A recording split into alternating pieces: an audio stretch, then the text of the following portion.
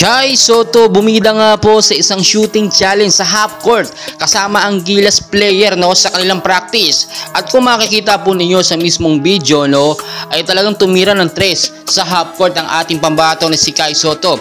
Pagpapatunay lamang po yan na may shooting skills talaga ang ating pambato. Hindi lamang niya po ito na ipapakita sa mismong laban. Siyempre alam niyo naman, focus sa sentro at sa depensa ang ating pambato na si Kai Sotto, pero hindi po natin maikakaila na talagang may ability bilang isang shooter itong si Kai Sotto. Siguro sa ibang mga basketball player baliwala lang ito, simple lang ito, katuwaan lang, pero nakita nyo naman hindi ito basta-basta sa isang 7-footer player na kagaya ng ating pambato na si Kai Sotto.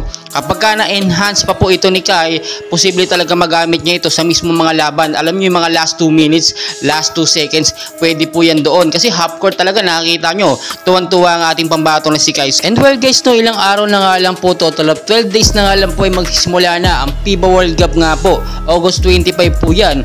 So ngayon puspusan po ang training ng Gilas Pilipinas natin. At nakita nyo, fixed na at confirm na ang final 12 na maglalaro. And for sure kasama dyan sa first 5 ang ating pambato na si Kai Sotto. Though wala pa namang lumalabas na MRI result para kay Kai Sotto, ay okay na po yun, wala na pong problema yan.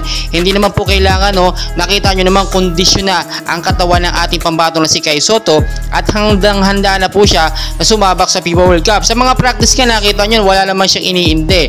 Hindi naman na kailangan may result for confirmation lang naman yon. Si Chotres lang naman ang maarte at gustong hanapan si Kai Sotto ng kung ano-ano, lalo na yung mga result kahit nakita niya na okay naman, all goods naman ang laruan ng ating pambato na si Kai Sotto. So napakarami nating updates na dapat abangan. Ilang araw na lang yan, ilang tulog na lang at sasabak na ating Gilas Pilipinas. Pang malakasan po ang ating lineup.